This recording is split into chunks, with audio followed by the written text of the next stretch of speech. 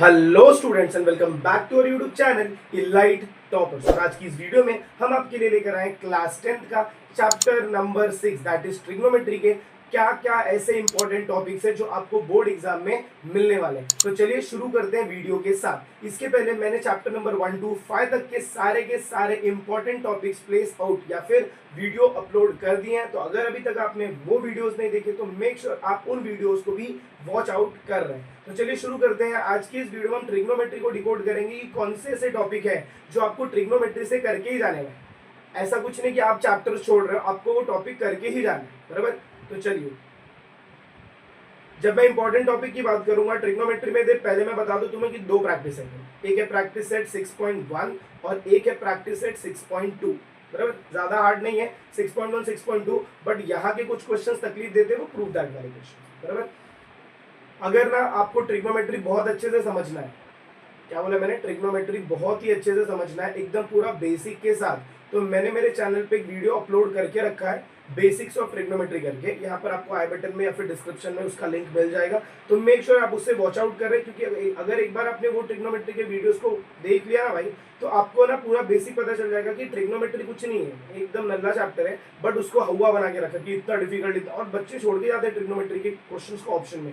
Option नहीं छोड़ना, नहीं, प्रैक्टिस करके जाओ, वहां पर अच्छा क्वेश्चन मिल रहा है तो इस ऑप्शन में छोड़ो, बराबर। तो जब हम 6.1 में देखेंगे तो यहाँ पर हमारा जो भी पार्ट है that is based on formula. किसके ऊपर बेस्ड है भाई? तो फॉर्मूला के ऊपर बेस्ड है। जब मैं 6.1 की बात करूंगा तो it is based on totally formula, totally formula के ऊपर बेस्ड है। यहाँ पर मुझे दो तरीके के क्वेश्चंस मिलते हैं। पहला जो क्वेश्चन मुझे मिलेगा वो होगा मेरा नॉर्मल सॉल्विंग का क्वेश्चन, नॉर्मल सॉल्विंग। तो यहाँ पर हमेशा हमें क्वेश्चन में दिखता है फाइंड वैल्यू। क्या बोलेंगे भाई? तो फाइंड वैल्यू। जहां पर भी फाइंड वैल्यू मिल गया मतलब समझ आना, तुमको वैल्यूज को पुट करके सॉल्व करना और वैल्यू लेकर आना है। इसके बाद जो सेकेंड टाइप का क्वेश्चन मिलता है दैट इज प्रूव दैट। कौन सा क्वेश्चन भाई? तो प्रूव दैट का क्वेश्चन मिलता है।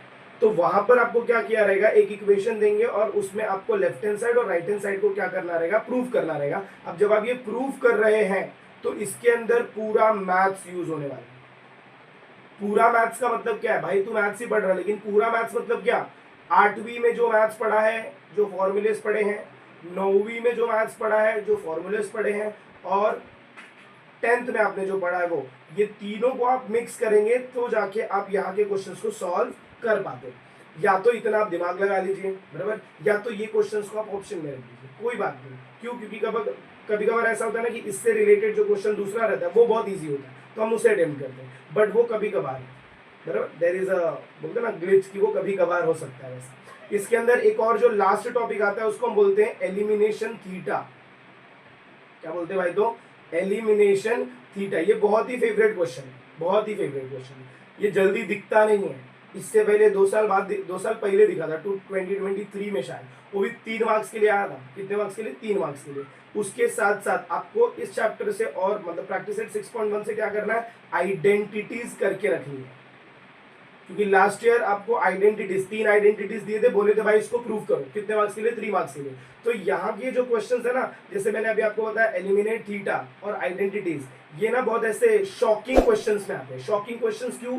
ये टेक्स्ट बुक में है नहीं, टेक्स्ट बुक में एक्सरसाइज में क्वेश्चंस नहीं गिवन है, but eliminate theta solve example में है। आइडेंटिटीज तुम सॉल्व करते हो, कोई भी टीचर आपको ट्रिग्नोमेट्री पढ़ाएगा तो वो सबसे पहले आइडेंटिटी सॉल्व करवाता है, बट प्रॉब्लम ये है कि वो आइडेंटिटीज का एक्सप्लेनेशन नहीं देता, बराबर। तो ये दो चीजें आपको करके रखनी है, क्योंकि ये भी पूछी गई है और ये भी। तो इस साल 2026 NYQs में इनमें से कोई एक आपको दिखेगा, याद रखना। मुझे तो लगता है ये एलिमिनेट थीटा दिखेगा। बहुत ही सिंपल क्वेश्चन होता है, आपको खाली थीटा की वैल्यूज को क्या करना है, हटाना है।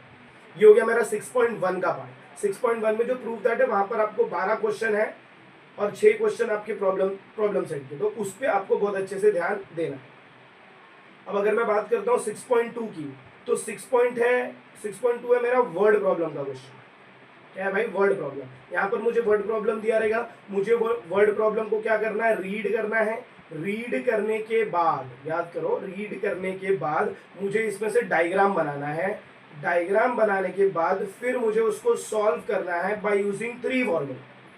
एक होता है sine theta is equal to opposite upon hypotenuse, फिर एक होता है cos theta is equal to adjacent upon hypotenuse, और फिर एक होता है tan theta is equal to opposite upon adjacent. ये तीन फॉर्मूला को यूज करके सॉल्व करना है। बट भाई ये सिर्फ तीन ही फॉर्मूला नहीं, इसमें आपको बहुत सारे डिटेलिंग लगेगा, बराबर। इसमें जो क्वेश्चंस आते हैं पहले वो नॉर्मल क्वेश्चन होंगे, ट्रायंगल, जिसमें नॉर्मल क्वेश्चन मतलब जिसके अंदर ऐसा एक ट्रायंगल बनेगा और तुम्हें डायरेक्टली सॉल्व करना है। फिर ये थोड़ा सा विकराल रूप लेता है, बराबर। विकराल रूप का मतलब क्या, थोड़ा सा बड़ा हो जाएगा क्वेश्चन, और वहां पर तुम्हें क्वेश्चन ऐसे मिलेंगे, मतलब एक ऐसा बड़ा बिल्डिंग, एक यहाँ पर बिल्डिंग, आप इसको ज्वाइन कर रहे हो, फिर आप इधर ज्वाइन कर रहे हो, फिर आप इधर, दिस इज सेकेंड वैरायटी का क्वेश्चन।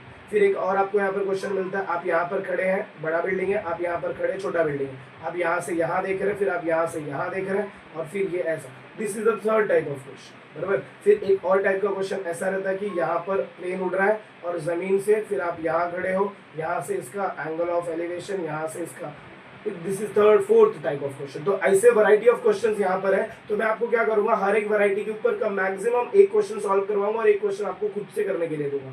तो वो ट्राई करने का, अगर आ रहा है तो वेल एंड गुड, मतलब आप सक्सेसफुल हो चुके हो। अब इसमें ये जो सिंपल वाले क्वेश्चन है ना, जो मैंने आपको ये क्वेश्चन बताया, दिस इज फॉर 2 मार्क्स, और यहाँ के जो क्वेश्चन है this is for 3 marks. But मैं आपको एक और चीज बता दूं, 6.2 is a compulsory practice set.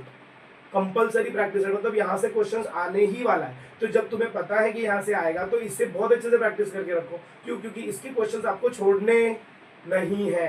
6.1 नहीं कर रहे हो कोई बात नहीं, बराबर, उसमें एलिमिनेट थीटा आइडेंटिटीज करके रखो, और 6.2 का प्रैक्टिस सेट होना ही चाहिए। एटलीस्ट जो जितने टेक्स्ट बुक के क्वेश्चन है उतने हमारे सारे पढ़कर हुए होने चाहिए।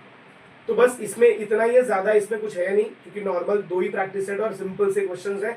जस्ट क्वेश्चन की अंडरस्टैंडिंग डेप्थ बहुत ज्यादा है। तो आई होप आपको वीडियो पसंद आई रही है। अगर वीडियो पसंद आई तो मेक श्योर आप वीडियो को अपने फ्रेंड्स के साथ 5 से 10 फ्रेंड्स के साथ शेयर कर रहे हैं। चैनल पर रहे हैं तो चैनल को सब्सक्राइब करिए, लाइक बटन को हिट करिए, ताकि हमें पता चले कि यस हमारी वीडियो कितनी रीच ले रही है, और उतना हम और वीडियो और अंडरस्टैंडिंग क्रिएट कर सके। मिलते हैं अगली वीडियो में इसके आगे की कंटिन्यूएशन के साथ। तब तक के लिए have a good day, take care, keep watching.